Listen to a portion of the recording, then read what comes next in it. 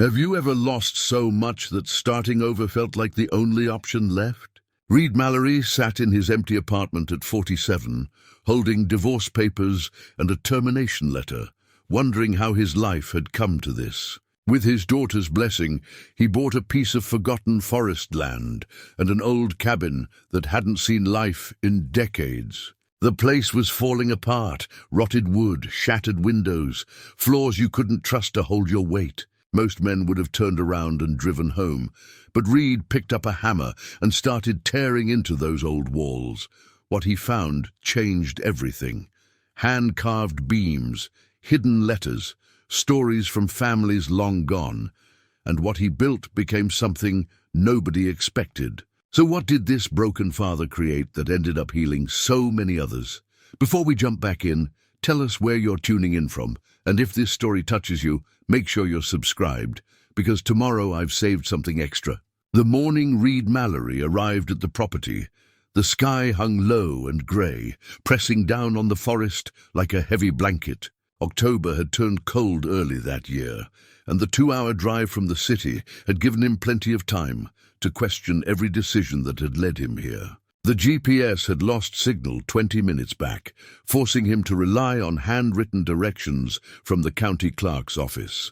When he finally found the overgrown access road, he had to get out twice to move fallen branches blocking his path. The cabin appeared through the trees like something from a fading photograph. Reed stopped his truck 50 feet away and just sat there, engine idling, hands gripping the steering wheel. The structure leaned slightly to the left, as if exhausted from decades of standing. Moss covered the roof in thick patches of green and brown.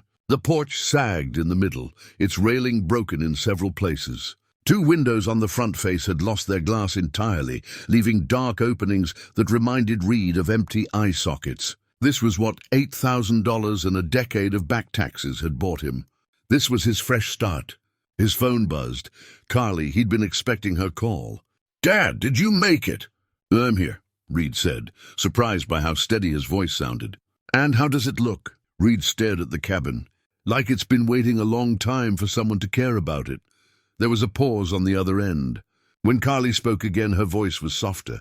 "That's very poetic, Dad. Is it awful?" "It's a project. You don't have to do this, you know. You could come stay with me for a while. I have the space. You have a 1-bedroom apartment in the city, sweetheart. And you're 25. The last thing you need is your father sleeping on your couch." "I wouldn't mind." Reed felt something tighten in his chest. 6 months ago, he wasn't sure Carly would have made that offer. 6 months ago, they'd barely been speaking. The divorce had opened wounds between them that went back years, her childhood years, when Reed had worked 60-hour weeks at the manufacturing plant, missing recitals and parent-teacher conferences and entire weekends. When her mother left, Carly had been 18 and already half gone herself, 1 foot out the door toward college and a life that didn't include her absent father. But something had shifted during the mediation sessions. Maybe it was seeing him vulnerable for the first time. Maybe it was her own maturity.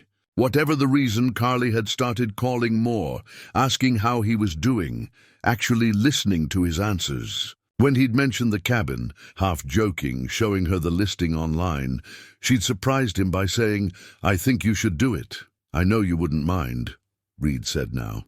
"But I need to do this. For me?" "Okay," Carly said. "But you call me if you need anything.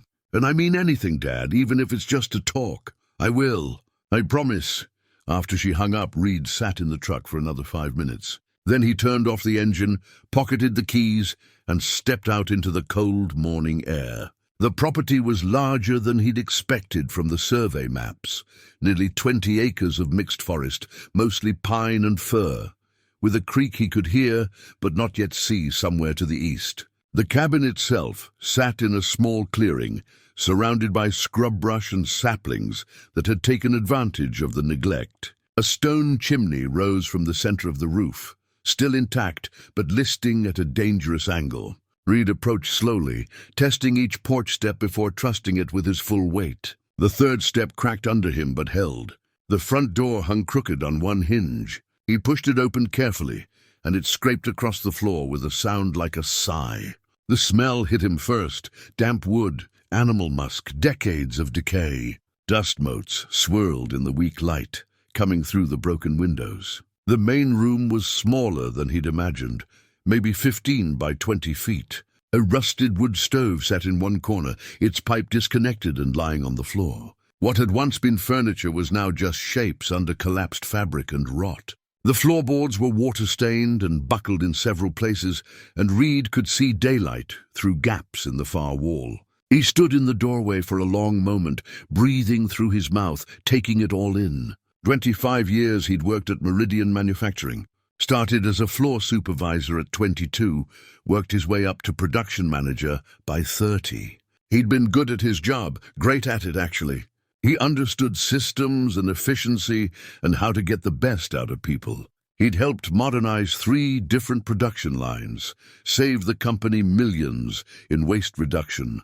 His bosses had loved him, right up until the private equity firm bought them out and decided the entire operation could be moved overseas for 1/3 of the cost. The severance package had been decent. The divorce settlement had taken most of it. Reed had spent 2 months sending out resumes, sitting through interviews where people 20 years younger than him asked questions about digital integration and agile methodologies.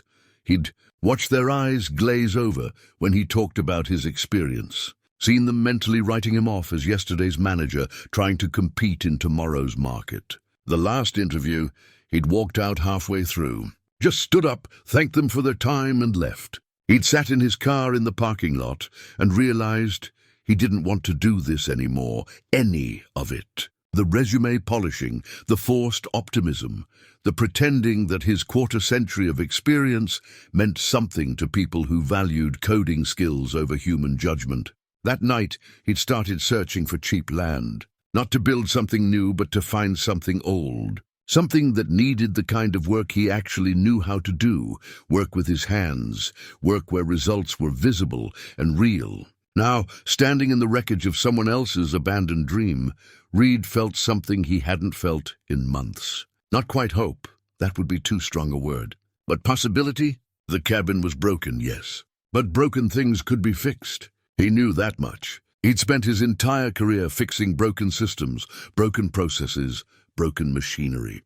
Maybe he could fix this. He walked carefully across the floor, testing each board before stepping. The kitchen area was separated from the main room by a half wall that had mostly collapsed. A porcelain sink hung at an angle disconnected from any plumbing. Cabinet doors lay scattered on the floor. When Reed pulled at a loose floorboard near what had been the counter, it came up easily in his hands. And that's when he saw it. Tucked in the space between the floor joists was a book. Not a book exactly, a ledger. Leather-bound, maybe 8 by 10 inches. The leather cracked and stained, but intact. Reed lifted it carefully and carried it to the window where the light was better. The cover was unmarked. He opened it to the first page, where careful handwriting recorded a date, January 15th, 1947. Below that, in the same precise script, J. Brennan, Expenses and Records. Reed turned the page. Columns of numbers, dates, brief descriptions. Nails, bunt 50s, flour, 50 labies, 320, glass panes, 6 germ. He flipped forward slowly, carefully. Page after page of accounting. Every penny spent, every supply purchased, every small expense of building a life in this place. And scattered among the numbers, brief notes. Roof complete. Thank God. First snow. Ready for it. Miriam says the kitchen is perfect. Reed sat down on the least damaged section of floor, the ledger in his lap, and kept reading. Someone had lived here. Someone had built this place with their own hands, tracked every nail and board, carved out a life in these woods. Someone named J. Brennan, who had a wife named Miriam, who had fought to make something lasting in this clearing. And then they'd left, or died, or given up. Reed didn't know why that mattered to him, but it did. This wasn't just a cheap piece of property anymore. It was a story half-finished, a project abandoned, a dream deferred. He closed the ledger carefully and looked around the ruined cabin with new eyes. "Okay," he said aloud to the empty room, to the ghost of J. Brennan, to himself. "Let's see what we can do." 2 weeks into his stay at the cabin, Reed had established a rhythm that felt almost meditative. Wake at dawn, when the light filtered grey through the plastic sheeting he'd tacked over the broken windows. Coffee made on a camp stove outside. Work until his hands cramped or the light failed. Eat something simple from his cooler. Sleep in the back corner of the main room, where he'd cleared enough space for his sleeping bag and a camping pad. The physical exhaustion helped. Every night he collapsed into sleep without the hours of restless thinking that had plagued him in the city. His body ached in ways he'd forgotten were possible. Shoulders, back, hands that throbbed even after he'd soaked them in ice-cold creek water. But it was honest pain, earned pain. He was doing something real. The cabin was revealing itself slowly. He'd patched the worst of the roof leaks with salvaged plywood and tar paper, cleared the debris from inside, sorting what could be saved from what needed burning, reinforced the floor joists in 3 places where rot had compromised the structure. The porch was next. He'd already pulled up the damaged boards and was measuring for replacements. He'd also been reading the ledger every night by lantern light, learning about Jay Brennan and his family. Joseph he'd learned from later entries. Joseph and Miriam Brennan, who'd come west in 1946 with dreams of self-sufficiency and freedom. They'd had children. Mentions of Samuel and Ruth appeared in later entries, along with expenses for cloth diapers and baby food. Reed found himself caring about these people he'd never met, wondering what had happened to them, why they'd left this place they'd worked so hard to build. On Friday afternoon, his truck tires crunched on the gravel access road, and Reed looked up from the porch joists to see Carly's compact car navigating the ruts and holes. His heart lifted in a way that surprised him. She parked next to his truck and got out, looking around with wide eyes. "Dad, oh my God, you actually did it!" "Did what?" "Made it livable." She walked toward the cabin, taking in the patched roof, the cleared yard, the neat stack of salvaged lumber. "Last time we video-called, I couldn't even see the building for all the brush." "It's coming along." Reed climbed down from the porch, suddenly self-conscious about his appearance. He'd been so focused on work he hadn't looked in a mirror in days. His hands were calloused and scarred, his clothes paint-stained and worn. But Carly was smiling. She hugged him, and Reed held on perhaps a moment longer than necessary. "You look different," she said, stepping back to study him. "Dirty." "Present?" She touched his shoulder. "You look like you're actually here, Dad, not just going through the motions." They spent the afternoon working together. Reed showed her how to measure and cut replacement porch boards while he handled the installation. They fell into an easy partnership, and Reed realized this might be the most time they'd spent together. Just the two of them, since she was a child. As the sun dropped toward the tree line, they sat on the newly reinforced porch steps, sharing sandwiches Carly had brought from town. "Can I ask you something?" Carly said. "Of course. When you and Mom were together, were you happy?" Reed took a breath, considering his answer carefully. "I thought I was. But I think I confused being busy with being content. I kept thinking if I just worked a little harder, made a little more money, proved I could provide, then everything would be good. I'd be a good husband, a good father." "You were a good father," Carly said quietly. "I was an absent father. There's a difference. You're here now. Now doesn't erase then." Carly was quiet for a moment. "No, but it matters anyway." That night, after Carly had left with promises to return the following weekend, Reed lay in his sleeping bag thinking about her question. Had he been happy? He honestly didn't know. He'd been focused, driven, committed to being responsible. But happy? He'd loved his wife once, he was sure of that. But somewhere in the years of overtime shifts and missed dinners, they'd become strangers, sharing an apartment. And he'd been too busy, or too cowardly to acknowledge it, until she'd sat him down and said the words he'd been avoiding. "I don't think either of us wants this anymore." The next morning, Reed decided to tackle the attic space. He'd been putting it off, but the structure was sound enough now that he could safely access it. The ladder from the hardware store was new and sturdy, a sharp contrast to everything else in the cabin. The attic hatch was sealed tight, the wood swollen from years of humidity. Reed had to work a pry bar around the edges carefully, not wanting to damage the frame. When it finally gave way, a cascade of dust and dead leaves rained down on him. He climbed up carefully, testing each rung, and poked his head through the opening. The space was smaller than he'd expected, maybe 6 feet at the highest point of the roof peak, and dark. He pulled himself up, clicked on his flashlight, and swept the beam across the space. Most of the attic was empty except for mouse nests and cobwebs. But in the far corner, protected from the leaks by the angle of the roof, sat something covered in an old canvas tarp.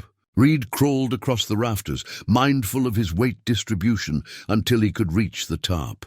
He pulled it back slowly, a cradle. Wooden, handmade, every joint perfectly fitted. The rails were carved with an intricate pattern of leaves and vines. On the headboard, initials, JB plus MB 1948.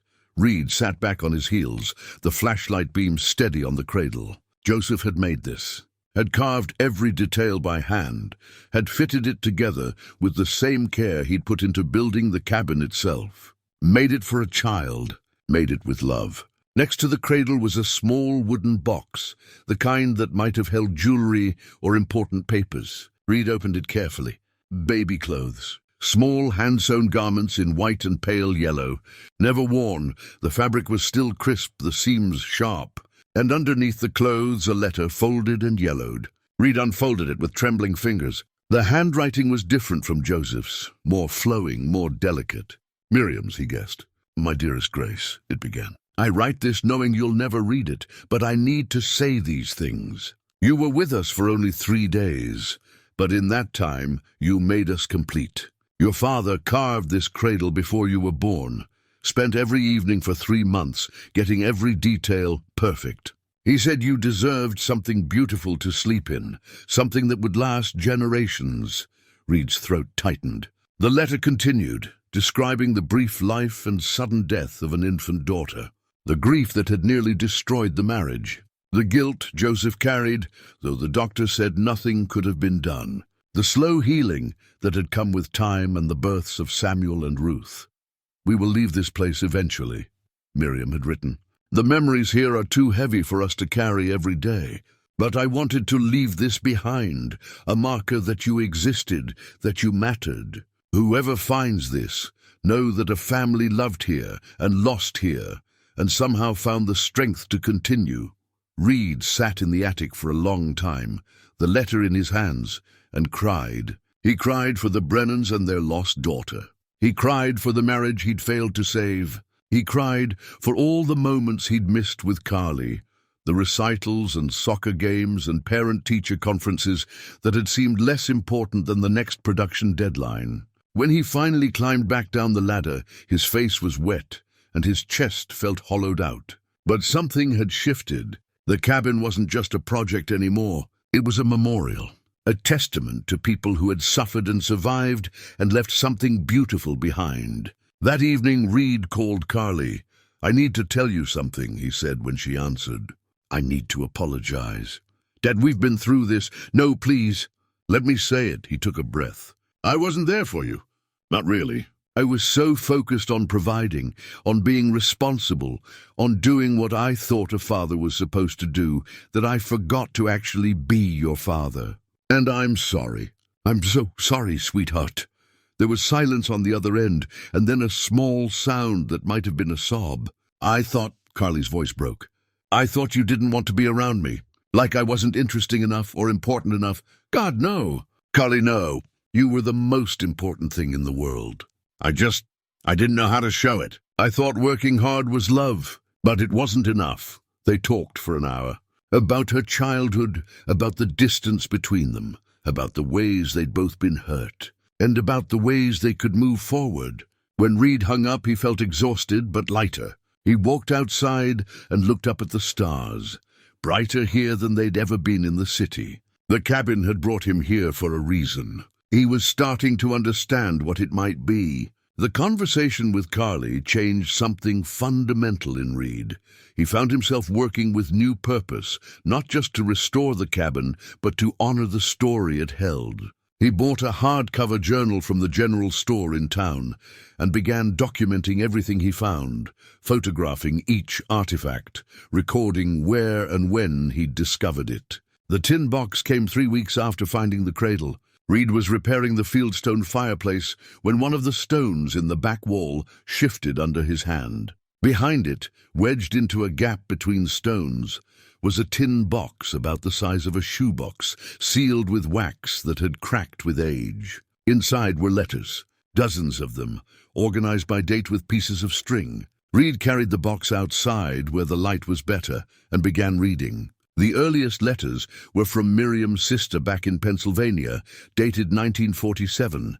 Cheerful notes about family gatherings and town gossip, asking when Miriam and Joseph would visit. Miriam's replies, carbon copies kept for her records, were optimistic. The cabin was coming along beautifully.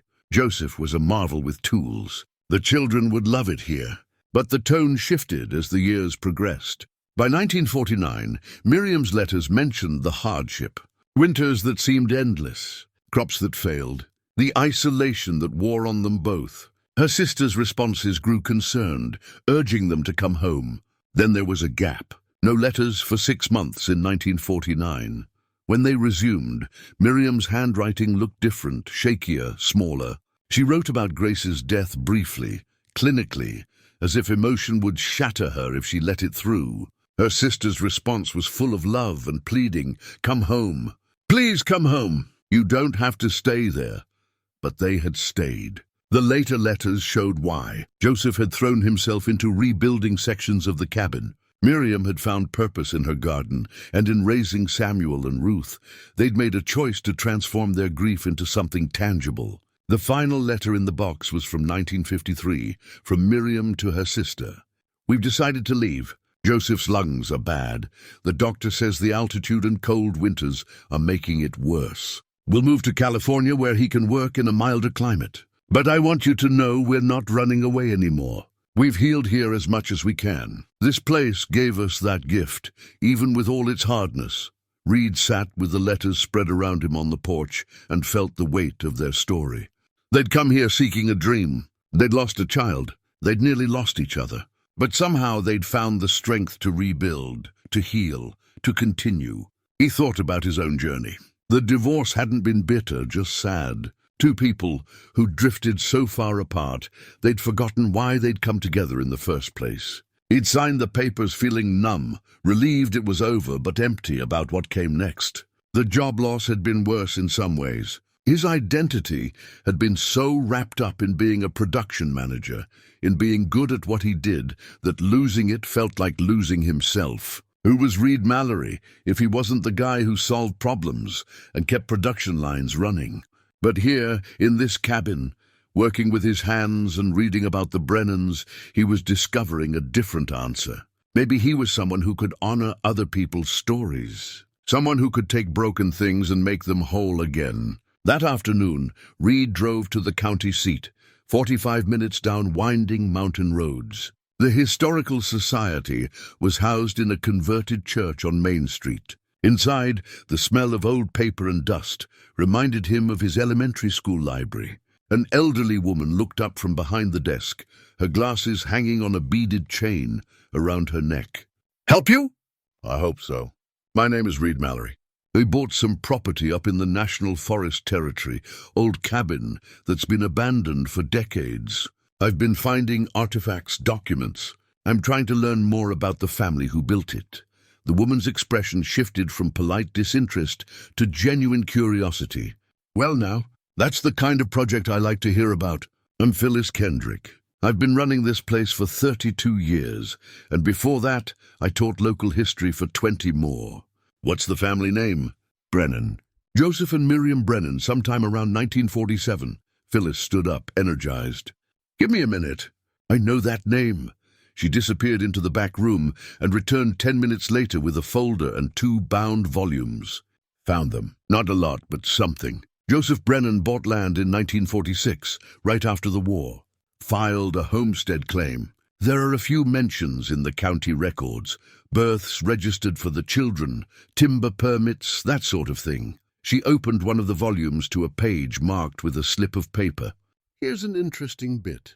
There was a small article in the county newspaper from 1953 about families leaving the mountain homesteads. Listed Joseph Brennan among them. Said he was moving his family to California for work. Mentions he was a skilled carpenter. Do you know what happened to them after they left? I might be able to find out. We have access to genealogy databases now. Internet age has made this kind of research much easier.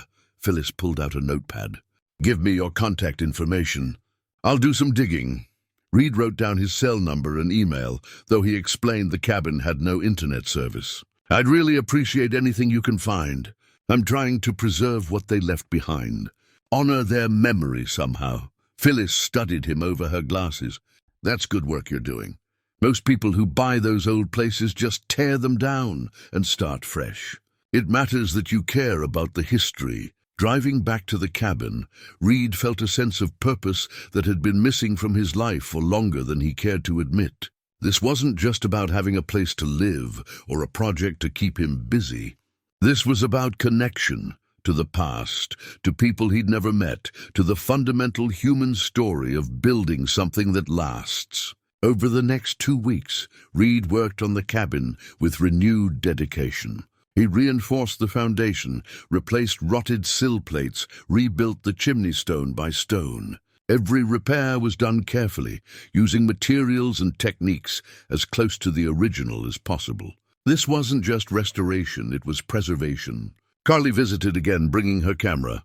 She photographed everything, the cabin's progress, the artifacts Reed had found.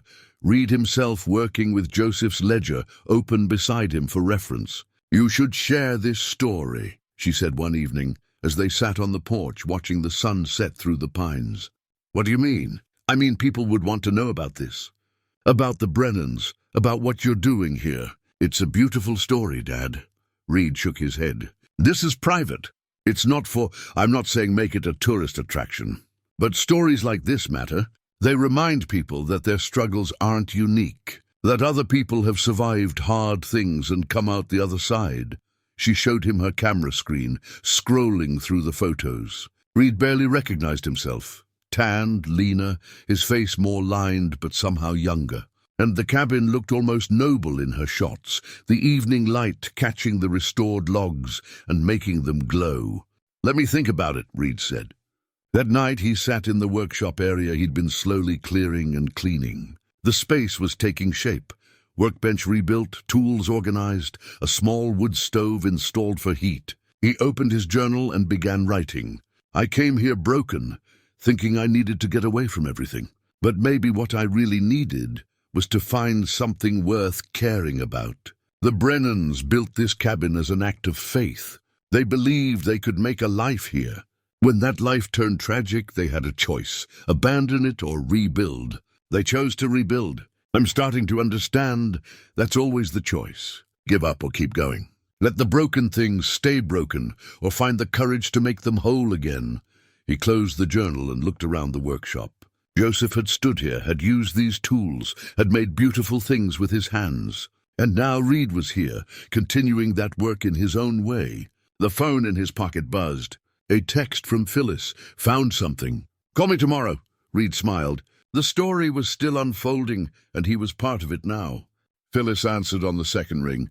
"Reed, good news. I found them." Reed's heart jumped. "The Brennans?" "Well, the children. Samuel passed away in 2019. There's an obituary in the Sacramento Bee. But Ruth is still alive. She's 78, lives in a retirement community in Eugene, Oregon. I found her through the genealogy database. Samuel's obituary listed her as a surviving sibling." Reed sat down on the porch steps, phone pressed to his ear. "Do you have contact information?" "I do, but Reed, this is delicate. She might not want to be contacted. Those memories might be painful. I understand. But I have things that belong to her family. Things I think she'd want to know about." Phyllis was quiet for a moment. "You're a good man, Reed Mallory. I'll email you her address and phone number. But promise me you'll be gentle about this. Approach it carefully." "I promise." After the call ended, Reed sat staring at the forest.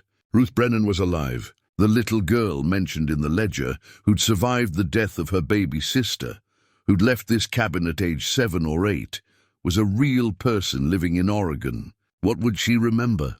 Would she even want to hear from him? When Carly arrived that weekend, Reed showed her the information Phyllis had sent. Together they sat at the makeshift table Reed had built and drafted a letter. It took 6 attempts to get it right. Too formal felt cold. Too casual felt presumptuous. Finally, they settled on simple honesty. "Dear Ruth," it began, "my name is Reed Mallory. I recently purchased the property in the forest where your family lived in the late 1940s and early 1950s. As I've been restoring the cabin your father built, I've discovered several items I believe belong to your family. A ledger, letters, photographs, and other personal effects. I wanted to reach out because I felt you should know these things exist and to ask if you'd like to have them returned to you. More than that, I wanted you to know that your family's home is being cared for and respected. Your parents built something beautiful here, and I'm honored to be able to preserve it. If you'd like to talk or if you'd ever want to visit, I would welcome the opportunity to meet you and share what I've found." He included his phone number and email, along with photos of the cabin's current state and some of the artifacts. Carly drove him to the post office in town to mail it. As Reed dropped the envelope in the slot, he felt a flutter of nervousness. He was inviting the past into his present, and he had no idea what that might mean. What if she doesn't respond? He asked Carly on the drive back. "Then you tried. That matters. What if she's angry I disturbed things that were meant to stay hidden?" Carly looked at him steadily. "Dad, you've spent 2 months treating their story with nothing but respect. You're not disturbing anything. You're honoring it." Back at the cabin, Reed threw himself into work while waiting for Ruth's response. The kitchen was his next project. He'd torn out the rotted cabinets and was rebuilding them using reclaimed wood from a demolition site in town. The work was precise and demanding, requiring his full attention, which helped keep his mind from spinning in circles. One afternoon, while measuring for a cabinet door, he discovered another artifact. A small wooden box had been wedged between 2 wall studs, visible only after he'd removed the old cabinet frame. Inside was a wedding photograph, wrapped carefully in oilcloth. Joseph and Miriam on their wedding day, 1946. They looked impossibly young. Joseph in a dark suit, his hair slicked back, eyes serious but kind. Miriam in a simple white dress, holding a small bouquet, her smile radiant. Behind them a church and trees just beginning to leaf out. Spring, Reed guessed, before everything that would come after, the hard years, the loss, the grief, the healing. He stared at the photograph for a long time, these people who had become so real to him. They'd been younger than Carly when they married, younger than Reed when they'd built this cabin and started their family. What courage that must have taken to head west with nothing but hope and each other. Reed thought about his own wedding 26 years ago. He and his wife had been young too, full of plans and dreams. When had it all gotten away from them? There was no single moment he could point to, no dramatic fight or betrayal. Just a slow drift, like a boat pulling away from a dock, so gradually you don't notice until the shore is too far to reach. He'd loved her once. He was certain of that. But had he loved her well? Had he shown up, been present, done the daily work of actually being a partner? Carly found him that evening sitting on the porch with the photograph in his hands. She sat beside him without speaking, and they watched the light fade together. "I wasn't a good husband," Reed said finally. "I keep thinking about it. I provided, sure, paid the bills, kept the house maintained. But I wasn't there. Not really. Just like I wasn't there for you. Dad, no, let me finish." Looking at this photograph, seeing how young they were, how hopeful, it makes me think about all the ways I failed at that. I thought being responsible meant working all the time. I thought if I just kept the money coming in, that was enough. But it wasn't. Your mother needed a partner, not just a provider. And she deserved better than what I gave her. Carly was quiet for a moment. "Have you talked to her?" "Since the divorce?" "A few times. Logistics mostly. Signing papers, dividing assets. Maybe you should call her. Not to get back together or anything, but just to, I don't know, find some peace with it." Reed turned the photograph over in his hands. "Maybe you're right." That night he drafted an email to his ex-wife. Like the letter to Ruth, it took several attempts. He wasn't looking for reconciliation or forgiveness. He just wanted her to know he understood his failures, that he took responsibility, that he hoped she was finding happiness. He sent it before he could overthink it further. 2 weeks passed with no word from Ruth. Reed tried not to obsess over it, but found himself checking his phone constantly, listening for the mail truck on the access road. He completed the kitchen cabinets, installed new windows throughout the cabin, and began work on the bedroom area. Then on a Tuesday morning in early November, his phone rang. Unknown number, Oregon area code. Reed's hand shook as he answered. Hello? Is this Reed Mallory? A woman's voice, older, warm. Yes, this is Reed. This is Ruth Brennan. Well, Ruth Wilkins now. I got your letter. She paused, and Reed heard emotion in her voice. I can't tell you what it means to know someone is caring for that place. I've so many questions. Would you have time to talk? Reed sat down on the porch steps, a smile spreading across his face. I have all the time in the world. They talked for over an hour. Ruth's memories of the cabin were fragmentary. She'd been so young when they left. But she remembered the smell of the wood stove, the sound of her father working in the early morning, the way her mother sang while cooking. She remembered feeling safe there, despite the hardships her parents faced. I'd like to visit, Ruth said as the conversation wound down. In the spring, when the roads are better. Would that be all right? It would be an honor, Reed said. After they hung up, Reed sat in the gathering darkness, feeling something he hadn't felt in years. Not just purpose, but connection. He was part of a story larger than himself, and that story was still being written. Winter arrived in earnest the week after Ruth's call.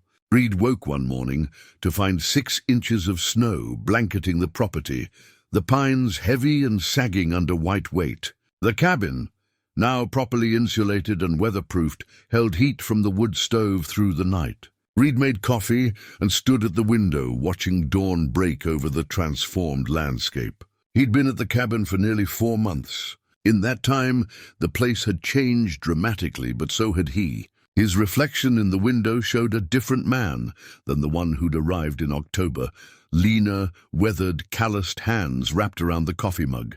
But the real changes were internal, harder to see but more profound. The workshop was where Reed spent most of his time now. He'd fully restored the space, and one afternoon while rebuilding the workbench, he'd found them, Joseph's tools, hidden in a compartment beneath the bench surface. The compartment had been deliberately constructed, carefully concealed, protecting what must have been Joseph's most valuable possessions. The tools were old, but beautifully maintained. Handplanes with rosewood handles worn smooth from years of use. Chisels in graduated sizes, their edges still sharp. A dovetail saw with brass fittings, a brace and bit set. Each tool spoke of craftsmanship, of work done with care and precision. Reed lifted each one reverently, examining it in the winter light. These had been in Joseph's hands. These had built the cabin, made the cradle, created all the details Reed had been discovering and documenting. He could almost feel the connection across time, one craftsman to another. He began using Joseph's tools for the restoration work. There was something profound about continuing the cabin's story with the same implements that had started it. When Reed planed a board smooth or cut a joint, he used Joseph's hand plane, Joseph's saw.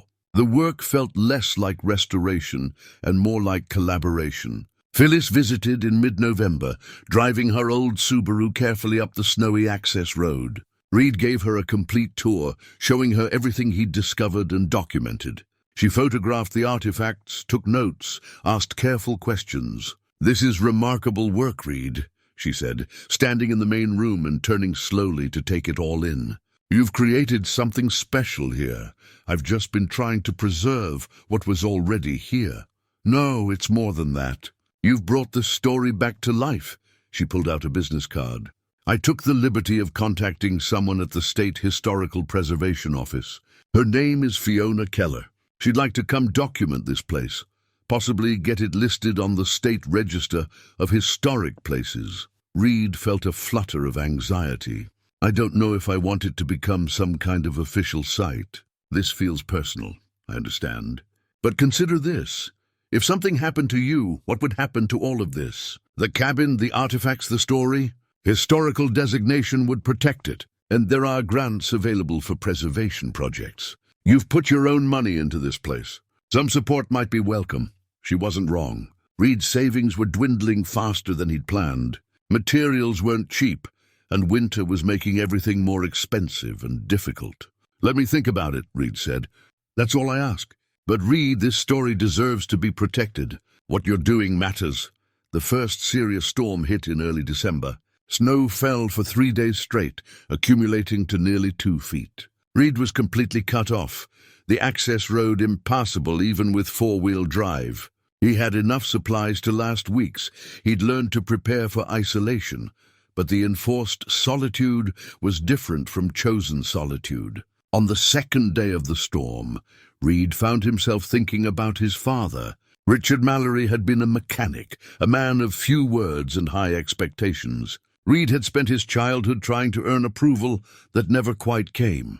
Nothing was ever good enough. Grades, sports performance, later his choice of career and wife. His father had died 10 years ago without ever telling Reed he was proud of him. Reed had sworn he wouldn't be that kind of father. Yet somehow he'd become absent in a different way. Not critical, but simply not there. Different method, same result.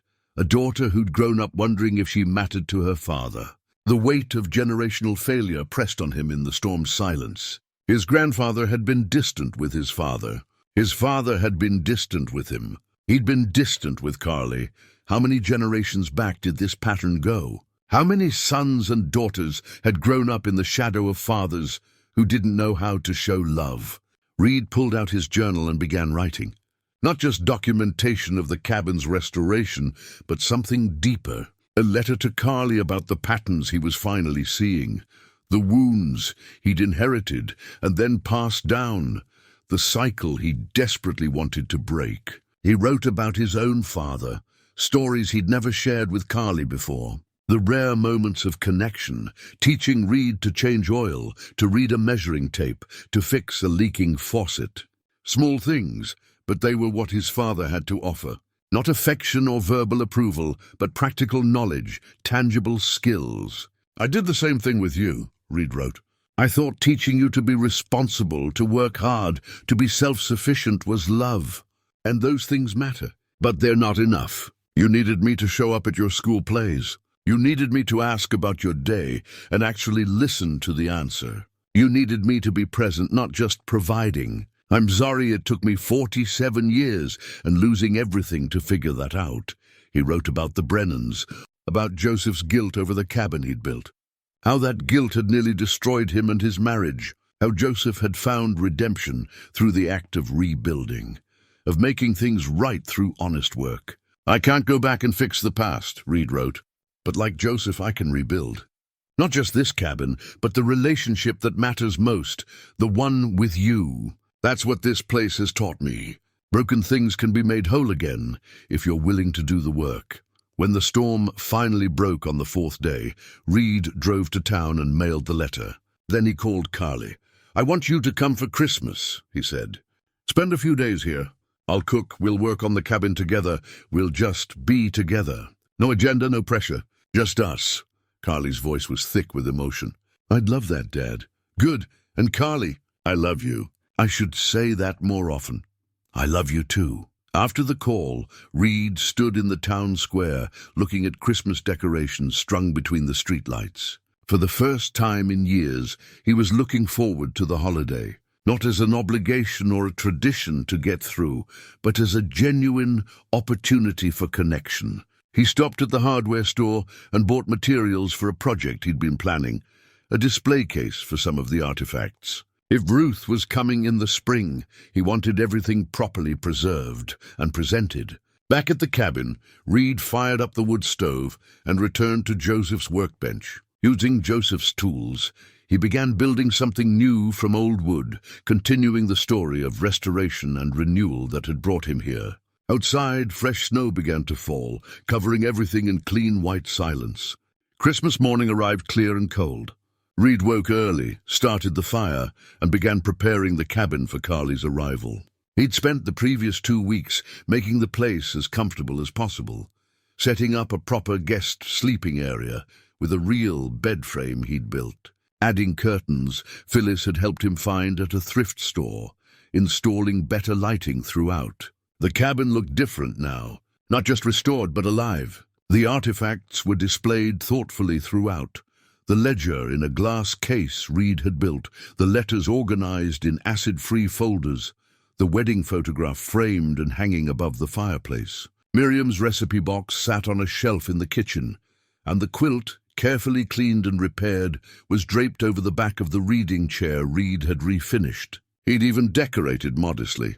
A small pine tree from the property stood in the corner, adorned with simple ornaments, carved wooden shapes Reed had made using Joseph's tools. It felt right, bringing life and celebration into this space that had known both joy and sorrow. Carly arrived mid-morning, her car packed with supplies and gifts. Reed helped her unload, and when she stepped inside and saw what he'd done, she stopped and put her hand to her mouth. "Dad, it's beautiful." "It's home," Reed said, and realized he meant it. They spent Christmas Day cooking together, using recipes from Miriam's box. The notes Miriam had written to herself were both heartbreaking and inspiring. Made this when Joseph was discouraged, it helped. Ruth's favorite makes us smile even on hard days. Remember to find joy in small things. She was trying so hard to hold everything together, Carly said, reading through the cards. Creating normalcy for her family, even when things were falling apart. Your grandmother did the same thing, Reed said. My mother. She held us together when my father's moods would darken. Made sure there was always dinner on the table, always clean clothes, always some small celebration even when money was tight. I never knew that about her. I never talked about it. But being here, reading Miriam's notes, it makes me see the patterns. The women in our families have always been the ones quietly holding things together, while the men were off being stoic and distant. They talked late into the night, sitting by the fireplace with mugs of tea. Reed told Carly stories about his childhood she'd never heard. She told him about struggles she'd been having, a recent breakup, uncertainty about her career path, fears about her own ability to maintain relationships. I'm scared I'm like you, she admitted. Like I'll end up so focused on work that I'll miss everything else that matters. Reed was quiet for a moment. Then you're already ahead of me. I didn't see the pattern until I'd lost everything. You're seeing it now, while you still have time to make different choices. How do I do that? I don't know if I'm qualified to give advice, sweetheart. I'm still figuring it out myself. But I think it starts with being honest about what you really want. Not what you think you should want, but what would actually make you happy. The next day, they worked together on the porch, building a bench from reclaimed lumber. It was peaceful, rhythmic work, measuring, cutting, fitting pieces together. Father and daughter side by side, creating something that would last. You know what's funny? Carly said as they sanded the bench smooth. You're a better father now, living in the woods by yourself, than you were when you lived 20 minutes away from me. Reed paused. What do you mean? You're present now. When we talk, you actually listen. When I visit, you're excited to see me. Before you were always distracted, thinking about work, checking your phone. I felt like an item on your to-do list. But now I feel like I matter. You always mattered, Carly, always. I know that now. But I didn't feel it then. The honesty hurt, but Reed was grateful for it. I'm sorry. I know you are. And I forgive you. But more than that, I'm proud of you. It takes real courage to change, Dad, especially at your age. At my age? Reed smiled. I'm not that old. You know what I mean. Most people get stuck in their patterns. You broke yours. That's huge. On Carly's last evening, they sat on the new bench and watched the sun set through the pines. The temperature was dropping fast, their breath visible in the cold air, but neither wanted to go inside yet. I've been documenting your journey, Carly said. Not in a weird way, I promise. Just photos and some writing. Stories about the cabin, the Brennans, what you're doing here. Reed felt a reflexive resistance. Carly, I haven't posted anything public. But I've been showing it to friends and Dad. People are really moved by it. Everyone knows someone who's going through something like this. Divorce, job loss, just feeling lost. And your story gives people hope.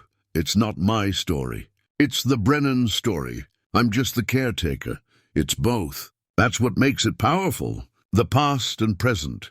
Restoration as metaphor and reality. She pulled out her phone and showed him a document she'd been working on. I've been thinking about what comes after the restoration. Once the cabin is done, then what? I don't know. I haven't thought that far ahead.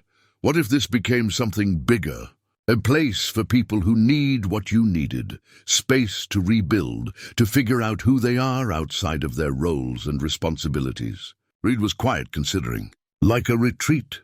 Not exactly. More personal than that. What if people could come here for a month or two, the way you did? Work on the property, spend time in solitude, have space to process their lives. You could host a couple people at a time. Share the story of this place, give them tools, literally and figuratively, to do their own restoration work. I don't know anything about running something like that. You know about rebuilding. You know about finding purpose after loss. That's enough.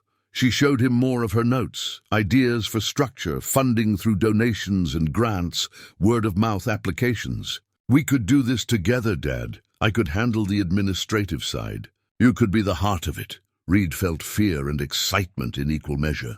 What if I fail? What if people come here expecting something I can't give them? You're not a guru or a therapist. You're just someone who's lived through what they're living through. That's all they'd need, someone who understands. And a space that allows healing. He thought about the messages Ruth had shared during their phone calls, how many people she'd told about the cabin, how moved they'd been by the story. He thought about Joseph and Miriam, who'd built this place as an act of faith and had somehow survived tragedy because of it. "Let me meet Ruth first," Reed said finally. "Get her blessing. This is her family's legacy as much as mine. If she approves, then we can talk seriously about moving forward." Carly smiled and leaned against his shoulder. "That's fair." They sat in comfortable silence as darkness settled over the forest, both of them imagining possibilities neither had considered just months before. The metal box had been there all along, hidden beneath the hearthstone. Reed discovered it on a grey February morning while repairing the fireplace foundation. One of the hearthstones had developed a crack, and when Reed lifted it to assess the damage, he saw the edge of something metallic wedged in the gap beneath. The box was about the size of a shoebox, made of tin, with a tight-fitting lid, sealed with what looked like wax. Reed's hands trembled slightly as he carried it outside into better light. This felt different from the other discoveries, more deliberately hidden, more secret. He used a knife to carefully break the wax seal and lifted the lid. Inside was a leather journal, darker and more worn than the ledger. Reed opened it to the first page. Joseph's handwriting, but different from the careful accounting in the ledger. This was more rushed, more personal. January 1952, the first entry began. "I need to write this down because I can't carry it alone anymore, but I can't speak it aloud either. Miriam would never forgive me if she knew I was still dwelling on it. But I have to face the truth. Grace's death was my fault." Reed's breath caught. He sat down on the porch steps and kept reading. The entries that followed were devastating. Joseph had convinced himself that his construction choices had killed his daughter. He'd used green wood in places, hadn't properly ventilated the cabin during the first winter, had sealed the walls too tightly. He believed toxic mold had developed in the structure, that the infant had breathed it in during her short life. "I built her coffin before I built her cradle," Joseph wrote. "That's what I can't stop thinking about. I was so careful with every detail of that cradle, so proud of my work. But the cabin itself, I was rushing, cutting corners, trying to get it done before winter. And my impatience killed my daughter." The journal documented Joseph's spiral into guilt and near madness. He considered burning the cabin down. He withdrew from Miriam and the other children. He stopped eating, stopped sleeping, stopped seeing any value in himself or his work. Then in the summer of 1952, something shifted. Miriam had confronted him, forced him to speak his fears aloud. Her doctor had examined the cabin and found no evidence of mold or toxins. The baby's death, he explained, was one of those tragedies that sometimes happened without explanation or blame. Sudden infant death, mysterious and unavoidable. But Joseph couldn't simply let go of the guilt. Instead, he transformed it. He tore out entire sections of the cabin and rebuilt them. He improved ventilation, replaced questionable materials, reinforced every joint and beam. The restoration work of 1953 that Reed had been admiring wasn't just maintenance, it was penance. "I will make this place perfect," Joseph wrote. "Not for us because we're leaving, The altitude is hard on my lungs, and Miriam needs to be somewhere with other people, with support. But whoever comes after us will live in a cabin that is sound and safe and built with absolute care. That's all I can do now. Build it right, even if it's too late for Grace. The final entry was dated October 1953, just before the family left. I'm sealing this journal beneath the hearth because I don't want to carry it with me. This place holds my guilt and my redemption both. Let them stay here together. Whoever finds this, if anyone ever does, know that I failed and I tried to make it right. That's all any man can do. Reed sat with the journal for a long time, watching winter light move through the trees. The parallels between his story and Joseph's were overwhelming. Both men had built their lives around work, around providing, around the idea that what they made with their hands defined their worth. Both had failed the people they loved. Joseph through an accident he couldn't have prevented, Reed through choices he could have made differently, and both had found redemption through the act of rebuilding. But now Reed faced an impossible question. Should he tell Ruth? She was coming in April, just 2 months away. She'd be walking into her childhood home, expecting to reconnect with happy memories and honor her parents' legacy. Did she need to know that her father had spent years blaming himself for her sister's death? Did she have a right to that knowledge, even if it would cause pain? Reed called Phyllis that afternoon. He didn't reveal the specifics of what he'd found, but he asked her thoughts on truth versus kindness in historical preservation. That's the eternal question, isn't it? Phyllis said. I've been doing this work for 32 years, and I still don't have a perfect answer. But I can tell you this, secrets keep us sick. Even old secrets. Even secrets about people who are gone. The truth doesn't always feel kind in the moment, but it has a way of setting things right in the long run. That night, Reed made photocopies of the journal, placing the originals back in the metal box and returning it to its hiding place beneath the hearth. If Ruth wanted to see it, he'd show her. If not, it could stay hidden. But he wouldn't make the decision for her. He called Ruth the next day. I found something, he told her. Something your father wrote and hid. It's personal, and it's difficult. I'm not sure whether to share it with you when you visit, or whether some things are better left buried. Ruth was quiet for a moment. What does your gut tell you? That you have a right to know who your father really was. The whole truth of him, not just the parts that are comfortable. Then show me when I come, Ruth said. I'm 78 years old, Reed. I've lived long enough to know that our parents were human beings with their own struggles and failures. Whatever it is, I can handle it. After they hung up, Reed felt both relieved and anxious. He'd made his choice. Now he had to trust it was the right one. The rest of February and March passed in a blur of final preparations. Reed completed the last major restoration projects. The bedroom area was finished. The kitchen was functional and beautiful.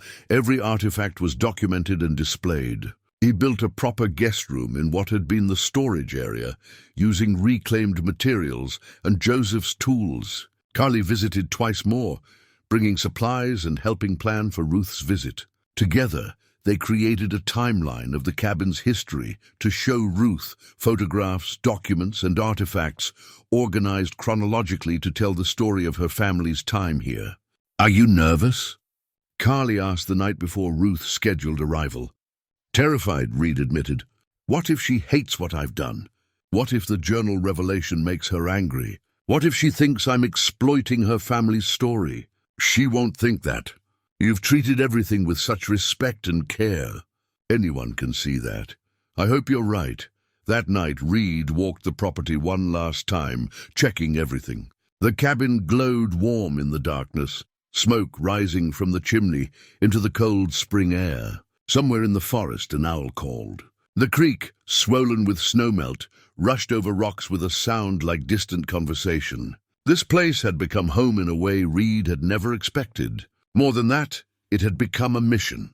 Joseph had poured his redemption into these logs and stones, and now Reed had continued that work, adding his own story to the cabin's foundation. Tomorrow Ruth would arrive and see what he'd done, and then, together, they would decide what came next, whether this place would remain a private memorial or become something larger. a refuge for others who needed what Reed had found here.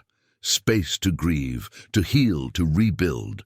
Reed stood in the workshop, Joseph's tools hanging on the wall, and felt the weight of responsibility and possibility in equal measure. This was bigger than him now. The story had always been bigger than him. He was just the next chapter in something that had started long before, and would, if he did this right, continue long after.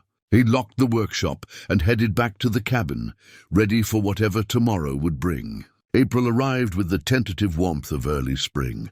Reed spent the days before Ruth's visit in a state of nervous energy, checking and rechecking everything. He cleaned the cabin thoroughly, arranged fresh flowers from the valley in mason jars, made sure the guest room was perfect. Carly arrived 2 days early to help and to provide moral support. "You're going to wear a hole in the floor with all this pacing," she said, watching him move restlessly around the cabin for the 3rd time that morning. "I want everything to be right. It is right. It's been right for weeks. You need to breathe, Dad," but breathing was difficult. This felt like the culmination of everything he'd been working toward for the past 6 months. Ruth's approval mattered more than he could articulate. This was her family's story, her history. He'd been the caretaker, but she was the living connection to the people who'd built this place. Ruth arrived on a Saturday morning in early April, driven by her son, David.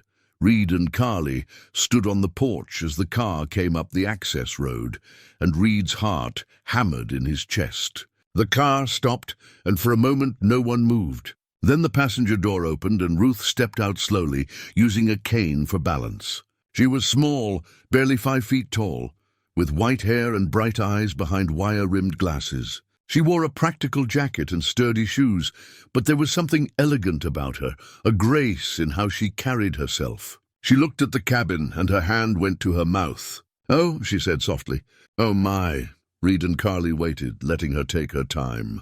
Ruth just stood there, tears streaming down her face, staring at the place where she'd spent the first years of her life. "I didn't think," she said, her voice shaking. "I didn't think I'd ever see it again."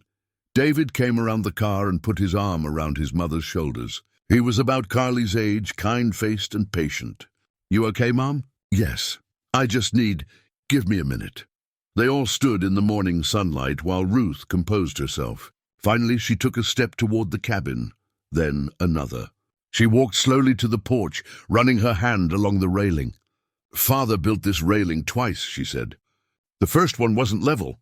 I remember him cursing, which he never did, and tearing it all down to start over. He said if something was worth doing, it was worth doing right." Reed smiled. "He built the whole cabin that way. Every joint, every detail. His craftsmanship is remarkable."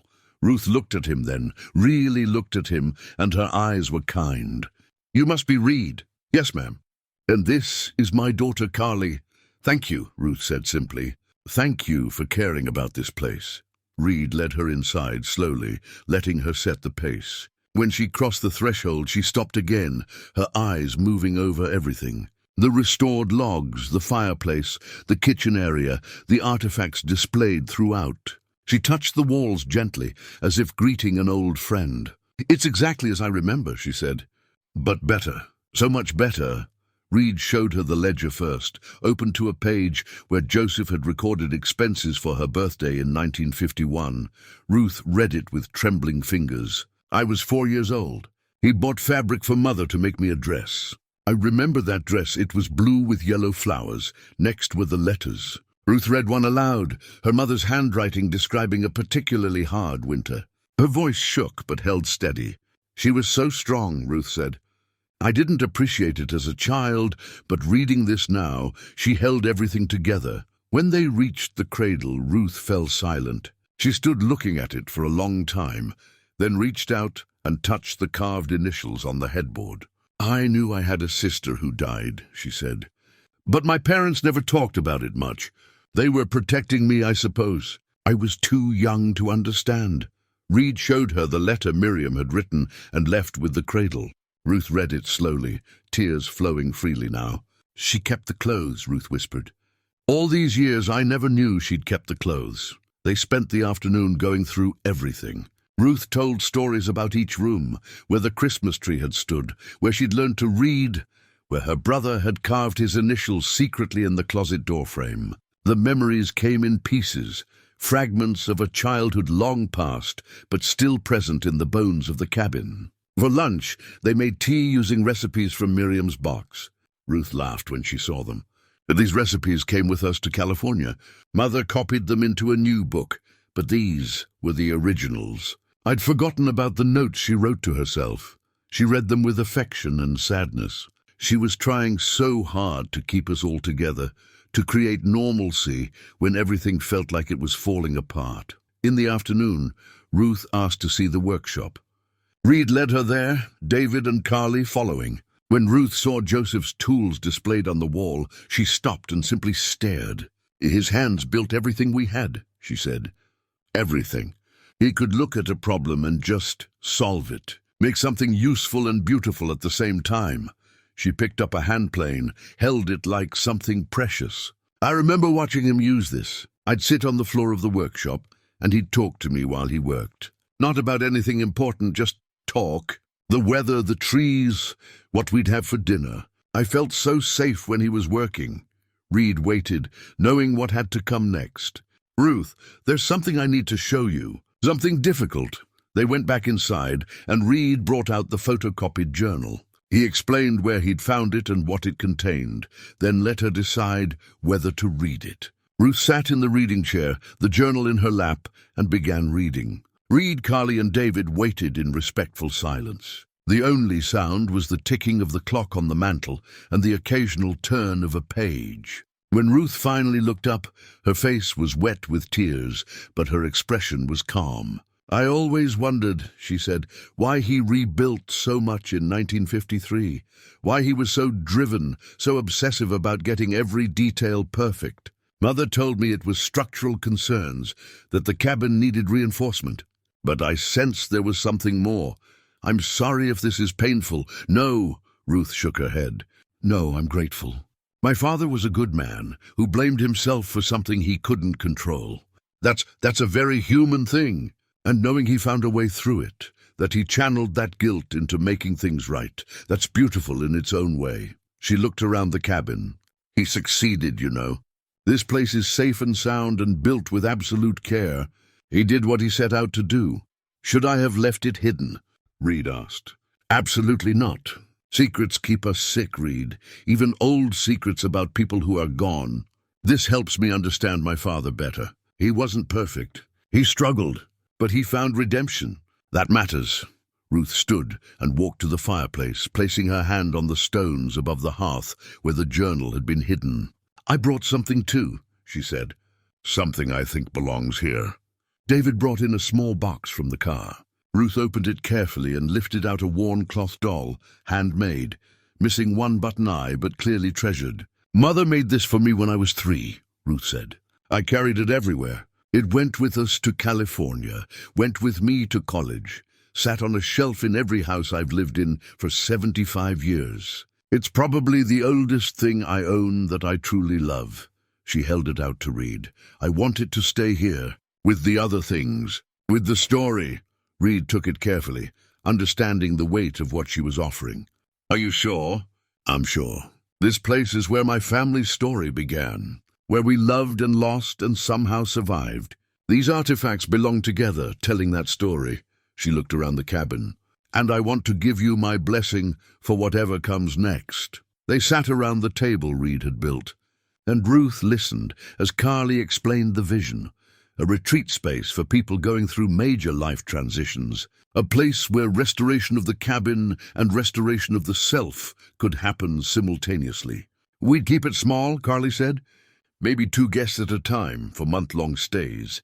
Dad would be here to guide them, share the story of this place, give them space to do their own rebuilding work." Ruth nodded thoughtfully. "What would you call it?" Reed and Carly exchanged glances. They hadn't decided on a name. "The Brennan Cabin Retreat?" Reed suggested.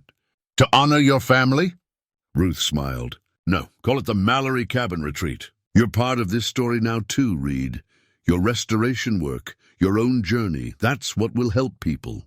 They need to know that rebuilding is possible, and you're the proof. What about both? David suggested. The Brennan-Mallory cabin, past and present, connected. Ruth considered this, then nodded. I like that. It honors everyone's contribution. She pulled out a folder from her bag. I brought photographs, letters that went with us to California, my father's discharge papers from the war, my brother's school drawings, things I've kept all these years. They spent the rest of the afternoon going through Ruth's materials. Photographs of Joseph and Miriam at different ages, showing the toll the years had taken, but also the deep bond between them. Pictures of Samuel and Ruth as children, smiling despite the hardships. Letters that filled in gaps in the story Reed had pieced together. These should stay here too, Ruth said. Create a complete archive. Let people who come here understand the whole story. The joy and the tragedy, the failure and the redemption. All of it. As evening approached, David suggested they get dinner in town and find a hotel, but Ruth shook her head. I want to stay here tonight, in the cabin, if that's all right with Reed. Of course, Reed said. You can have the guest room. I set it up hoping you'd stay. That evening they cooked together, using Miriam's recipes. Ruth moved around the kitchen with surprising familiarity, her hands seeming to remember where things should be even after 70 years. Mother stood right here, she said, touching the counter. I can almost see her. After dinner, they sat around the fireplace. Ruth talked about her life after leaving the cabin, growing up in California, her father's work as a carpenter, her mother's strength in creating community wherever they went. She talked about her own marriage, her children, the life she'd built. But this place was always with me, she said. In dreams, in memories, it shaped who I became. The hardship taught me resilience. My parents' example taught me that love means staying, even when things are difficult. Reed listened, understanding what she meant. The cabin had shaped him too, in just 6 months. It had taught him about purpose and presence, about the value of patient work and honest effort. Later, after David and Carly had gone to bed in the workshop loft Reed had prepared for them, Ruth asked Reed to walk with her outside. They stood in the clearing under a sky full of stars, wrapped in jackets against the spring chill. My father would be happy to know you're here, Ruth said. That someone cares about what he built, understands what it meant to him. I feel like I know him, Reed admitted. Through his tools, his ledger, his journal. He was a good man. He was, flawed like all of us, but good. She looked up at the cabin. Make this place what Father would have wanted, Reed. A place where people learn they can rebuild. That falling down matters less than getting back up. That's exactly what we want it to be. Ruth patted his arm. Then you have my complete blessing. Use the artifacts, tell the story, help others the way this place helped you. That's the best way to honor what was here before. The next morning, before Ruth and David left, they held an informal ceremony. Ruth placed her doll with the other artifacts, adding her piece to the collection. Reed showed them where he'd put everything, a display area that told the cabin's complete story chronologically. It's perfect, Ruth said. A living memorial. David pulled Reed aside as they were packing the car. I'm a lawyer, he said. If you're serious about setting this up as a retreat, you'll need proper legal structure. Non-profit status, liability protection, that sort of thing. I'd be happy to help. No charge. Consider it my contribution to the family legacy. Reed was overwhelmed. That's incredibly generous. It's a good thing you're doing. Let me help make it sustainable. As Ruth's car pulled away, she waved from the window. Reed and Carly stood on the porch watching until the car disappeared down the access road. That went well, Carly said. Reed laughed, relief flooding through him. That went better than I could have hoped. They spent the rest of the day making plans. David had given them his card and promised to send legal documents within the week. Carly pulled out her laptop and showed Reed the website framework she'd been developing. The application process, the mission statement, the policies and procedures. We could start accepting applications this summer, she said. Be operational by fall. Reed felt excitement and terror in equal measure. This was really happening. The cabin that had saved him was going to become a place that could save others. That night he sat in the workshop and wrote in his journal. Ruth gave us her blessing today. More than that, she gave us permission to continue the story, to make this place what it was always meant to be, a refuge, a place of restoration and renewal. Joseph and Miriam built this cabin as an act of faith. They believed they could make a life here. When that life turned tragic, they chose to rebuild rather than abandon. Now it's my turn to continue that work, to help others learn what this place taught me, that broken things can be made beautiful again. 6 months later, in early October, the Mallory cabin retreat opened quietly. There was no grand announcement, no publicity campaign, just word of mouth through Phyllis's Historical Society network, through Carly's careful social media documentation, through the few articles that had been written about Reed's restoration work. The applications came in steadily. People who'd lost jobs, gone through divorces, experienced grief or loss, or simply felt unmoored from their lives. Reed and Carly, with input from a small advisory board that included Phyllis and David, reviewed each one carefully. They chose their first 2 guests based not on who had the most dramatic story, but on who seemed most ready to do the work of rebuilding. Beverly Hastings was 52, recently widowed after 30 years of marriage. She'd been a high school art teacher, but had stopped painting herself decades ago, too busy with lesson plans and grading and the daily demands of life. Her husband's sudden death had left her unmoored, questioning who she was outside of being a wife and teacher. Lawrence Chen was 58, laid off after 33 years with the same manufacturing company. He'd defined himself entirely by his work, and without it he felt invisible, worthless. His adult children were concerned enough that his daughter had helped him apply. They arrived on the same grey October morning, exactly 1 year after Reed had first driven up the access road. Reed greeted them on the porch, understanding their nervousness, because he'd felt it too. "Welcome," he said simply. "This is a place for starting over. There's no pressure, no timeline, no expectations. Just space to figure out what comes next." He showed them around, the main cabin where they'd take meals together and gather in the evenings, the 2 guest rooms he'd built, the workshop where tools were available if they wanted to learn woodworking, the trails he'd cleared through the property. "You're welcome to keep to yourselves as much as you want," Reed explained. "But we'll have breakfast together each morning and dinner most evenings. I've found that shared meals help. They create rhythm, connection." Beverly and Lawrence settled in slowly over the first week. Reed gave them space, but was present when they needed him. He shared the cabin's story gradually, showing them the artifacts, reading passages from Joseph's ledger and journal, explaining how the Brennan's experience of loss and rebuilding had informed his own. "The thing is," Reed said one evening as they sat around the fireplace, "Joseph thought his worth was defined by what he built. When he believed his work had caused harm, it nearly destroyed him. I did the same thing, thought being a good provider meant being a good man. Lost my marriage and nearly lost my daughter because I couldn't see the difference." Beverly spoke up quietly. "I did that too. Thought being a good wife and teacher meant putting everyone else first. I stopped being Beverly Hastings somewhere along the way and became just a role. Someone's wife, someone's teacher. When my husband died, I realized I didn't know who I was underneath all that." Lawrence nodded. "When they laid me off, I felt like they'd erased me. Like without that job, that identity, I was nobody."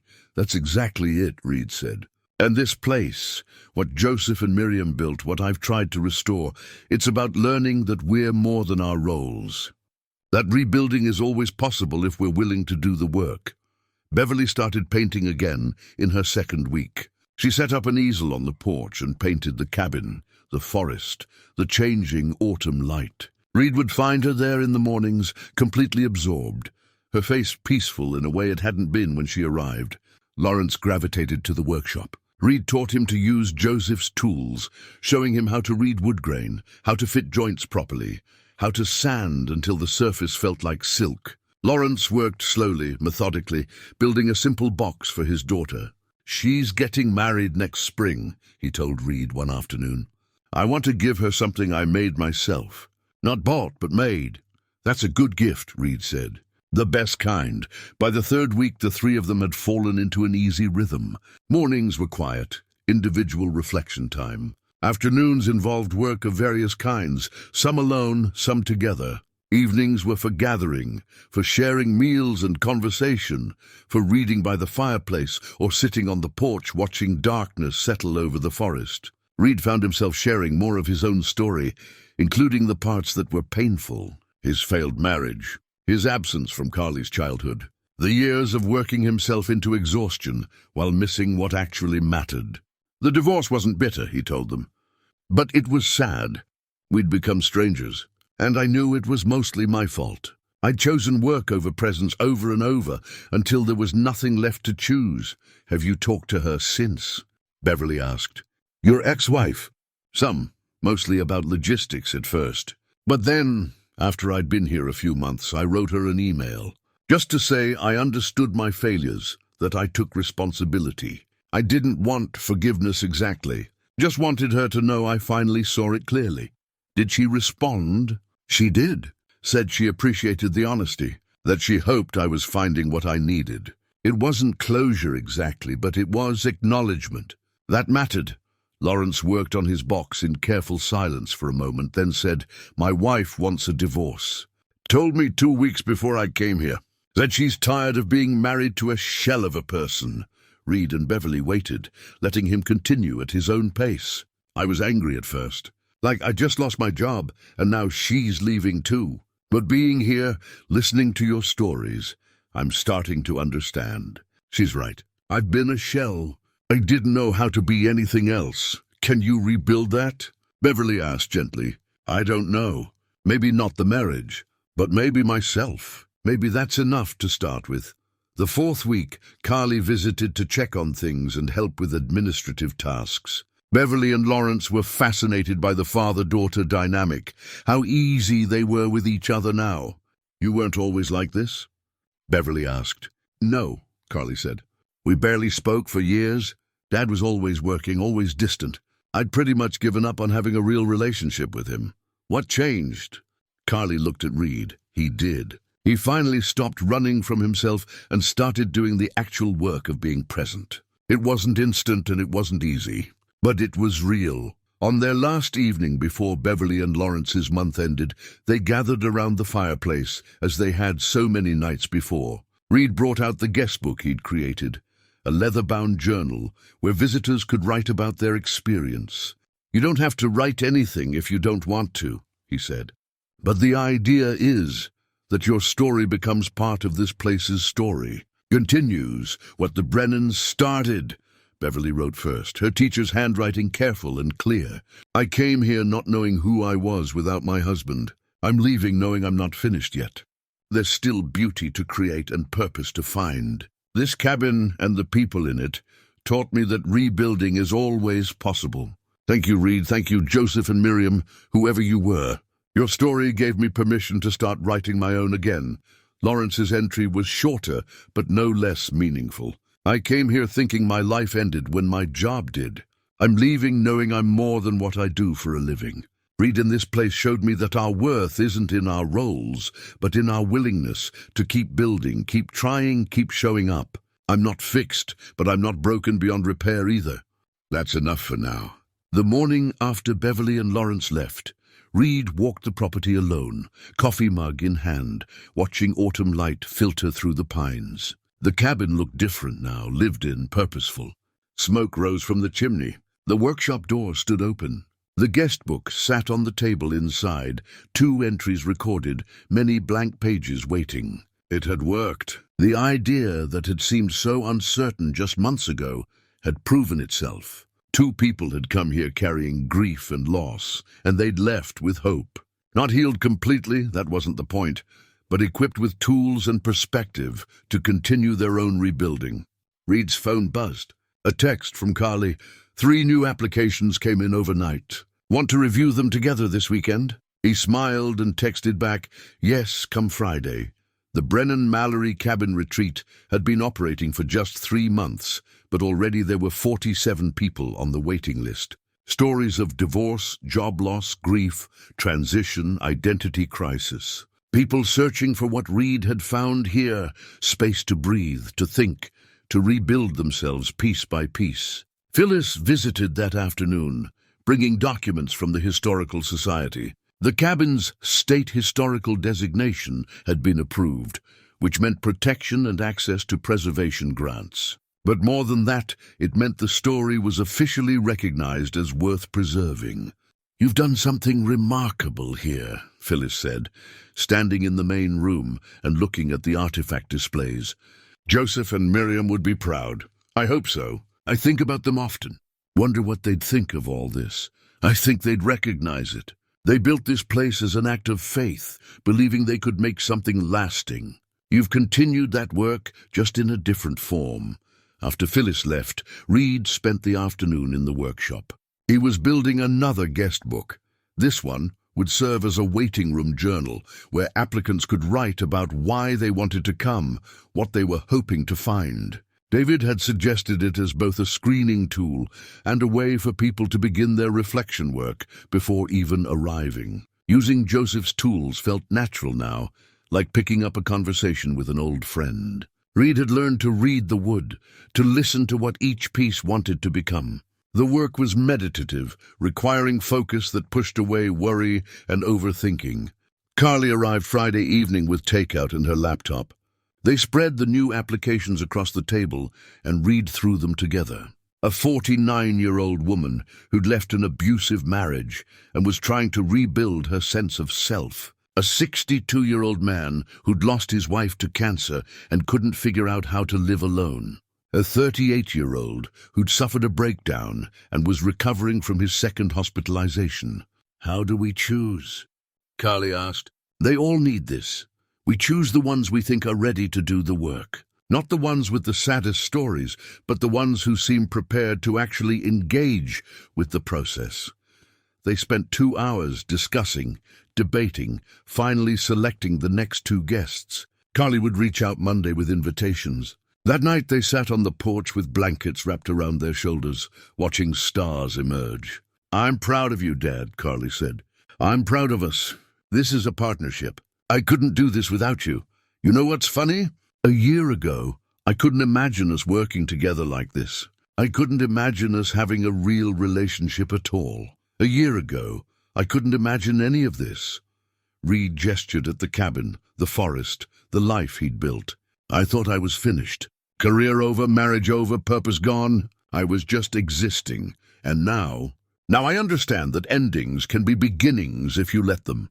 That broken things can be made beautiful again if you're willing to do the work." The next morning, Carly left early to drive back to town. Reed stood on the porch waving until her car disappeared down the access road, then turned to look at the cabin. He walked inside, running his hand along the logs Joseph had cut and fitted 80 years ago. He touched the artifacts displayed throughout, the ledger, the letters, the quilt, the wedding photograph, Ruth's doll. Each one a piece of a story that had almost been lost, but was now preserved, honored, continuing. In the workshop, Joseph's tools hung on the wall, ready for the next guest who needed to learn that making something with your hands could heal your heart. In the kitchen, Miriam's recipe box waited to teach another person that creating beauty and normalcy mattered even in hard times. Reed sat at the table and opened his own journal, the one he'd been keeping since his first week here. He'd filled 3 volumes now,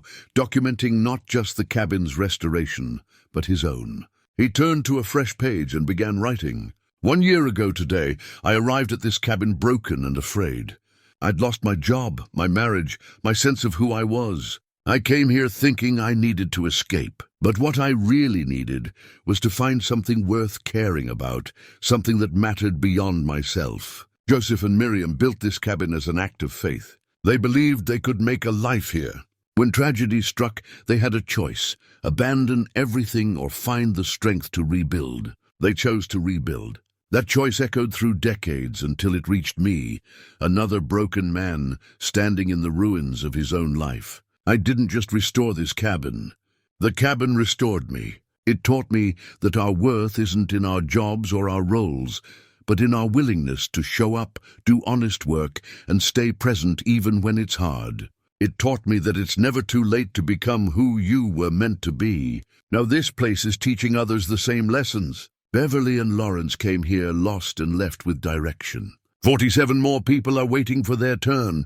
Their stories will become part of this place's story, adding new chapters to something that started long before any of us and will continue long after we're gone. That's what legacy really is, not what we build for ourselves, but what we build that outlasts us, that serves others, that continues growing even when we're no longer here to tend it. Joseph, Miriam, Samuel, Ruth, little Grace who never got to grow up, they're all part of this place's foundation. And now I am too. My story of failure and redemption, of breaking down and rebuilding, joins theirs. And together, all our stories create something larger than any of us alone. This is what I've learned. Sometimes losing everything is how we find what really matters. For me, it took a forgotten cabin in the woods and the story of a family I'd never met. But their story became my story. And now, both stories live on in everyone who comes here seeking their own second chance. Reed closed the journal and placed it on the shelf beside Joseph's ledger. 2 men, 2 eras, same lesson learned through patient work and honest reflection. Outside, voices approached, the next guests arriving early, nervous and hopeful. Reed stood, straightened his shoulders, and went to greet them at the door. The work of restoration, he'd learned, was never truly finished. There was always something broken that needed mending, always someone who needed space to heal and rebuild. And Reed Mallory, at 48, had finally found his purpose. Not in manufacturing or management or any role he'd once thought defined him, but here, in this cabin built by other broken people who'd found their way through, helping others discover what he'd learned, that falling down matters less than getting back up. That broken things can be made beautiful again, that it's never too late for redemption. The cabin waited as it had waited for him, ready to begin again.